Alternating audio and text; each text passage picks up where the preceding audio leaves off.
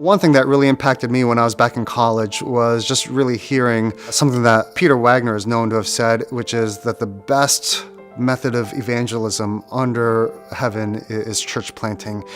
And I remember as a young college student, that really triggered something in me. So when we started Grace Ann Arbor, our goal was to start a church that would embody and preach the gospel in a way that would impact people's lives. And because it's so transient, people are literally coming from around the world, and they are moving out of here to all different places around the world. And so we knew if we could establish a gospel-centered church here in Ann Arbor, that the impact would literally be far-reaching to the ends of the earth. If you want the gospel to impact more than just the people who are coming, or more than just the people that are within the four walls of a church building, leadership is so important, because you are really reproducing the gospel message in the lives of people. The challenge is really has been building a pipeline where we could continually train and equip people, not only for the ministry here, but make sure that even as they go to other places, that they are properly equipped to serve in whatever setting that they're in.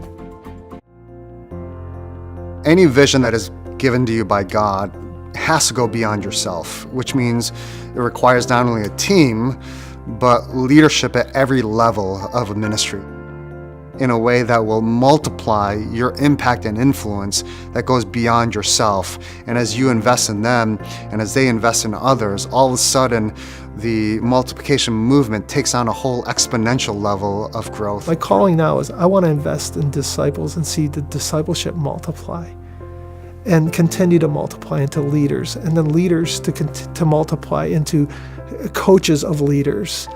And then out of those gifted coaches of leaders, people are going to be called into ministry, church planting, pastoring, into the mission field.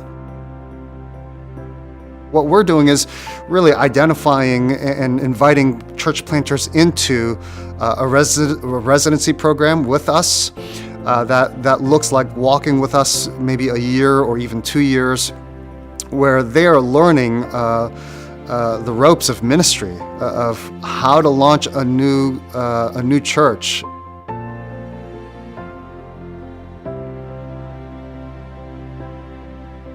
We decided the best way that we could provide training and equipping was to take what we had learned as part of the learning community in Dallas and reproduce that here in Detroit. So we invited the pastors of Detroit and the churches, their teams, to come together as part of this leadership community.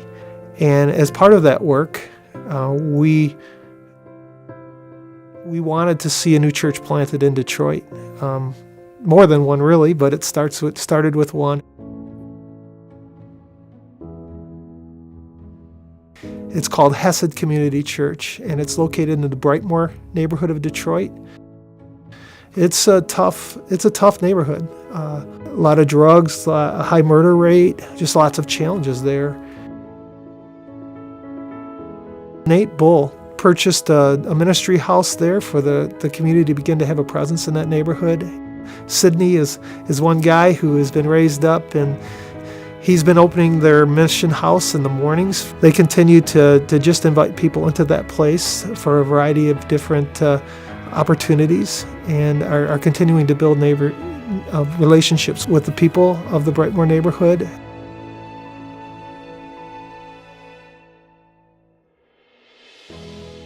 So I've been walking alongside their team, providing some coaching and support just for the work that they're doing there. Even with the people right here in the church, we tell them that you are missionaries to your schools and to your neighbors, and you are a witness to your Lord and Savior. And so sending out leaders is just part and parcel at every level of what we do, from the congregation member to the traditional missionary to the church planter going to plant a church in a new city. Keeping our attention directed outward is important, because That is the gospel. Needs are being met, and a work is growing and developing that we believe will have just a beautiful impact in the years to come.